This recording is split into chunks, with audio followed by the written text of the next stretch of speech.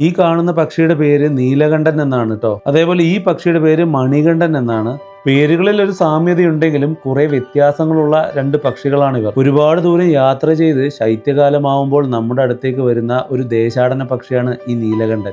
യൂറോപ്പിലും നോർത്ത് അമേരിക്കയിലെ ചില ഭാഗത്തും പ്രജനനം നടത്താറുള്ള ഇവരെ ശൈത്യകാലമാവുമ്പോൾ കോഴിക്കോടും പാലക്കാടും തൃശ്ശൂരും എല്ലാം കാണാറുണ്ട്. കേരളത്തിൽ വെച്ച് ഈ നീലകണ്ഠനെ കണ്ടുകിട്ടുന്നത് അത്ര എളുപ്പമുള്ള കാര്യമല്ല. ഇനി മണികണ്ഠനെ കാണണമെങ്കിൽ നമ്മുടെ കാട് കയറുമ്പോൾ രണ്ട് ഭാഗത്തുമുള്ള ചെടികളിലും മരങ്ങളിലുമെല്ലാം ഒന്ന് സൂക്ഷിച്ചു നോക്കിയാൽ മതി. ഒരുതരം ബുൾബുള്ളായ മണികണ്ഠന്റെ കഴുത്തിൽ കത്തുന്ന തീജ്വാലയുടെ നിറമുള്ളതുകൊണ്ട് ഇംഗ്ലീഷിൽ അങ്ങനൊരു പേരാണ് കൊടുത്തിട്ടുള്ളത്. പശ്ചിമഘട്ടത്തിലെ ഈ ഒരു ഭാഗത്ത് മാത്രം കാണുന്ന പ്രാദേശികമായ ഒരു പക്ഷിയാണ് മണികണ്ഠൻ. ഗോവയുടെ സംസ്ഥാന പക്ഷി കൂടിയായ മണികണ്ഠനെ കാണാനും അതിന്റെ ചിത്രങ്ങൾ എടുക്കാനുമെല്ലാം അത്യാവശ്യം കാട് കയറുന്നവർക്ക് എളുപ്പത്തിൽ സാധിക്കും. പക്ഷെ വിദേശത്തുള്ള ഒരാൾക്ക് നീലകണ്ഠനെ അവിടെ നിന്നൊക്കെ കാണാമെങ്കിലും നമ്മുടെ മണികണ്ഠനെ കാണണമെങ്കിലോ അതിന്റെ ചിത്രങ്ങൾ എടുക്കണമെങ്കിലോ ഇങ്ങോട്ടേക്ക് വന്നേ മതിയാകൂ. ഇഷ്ടപ്പെട്ട മറ്റുള്ളവർക്ക് ഷെയർ ചെയ്ത് കൊടുക്കാനും ഇങ്ങനെയുള്ള കണ്ടന്റ് ഫോളോ ചെയ്യാനും മറക്കല്ലേ.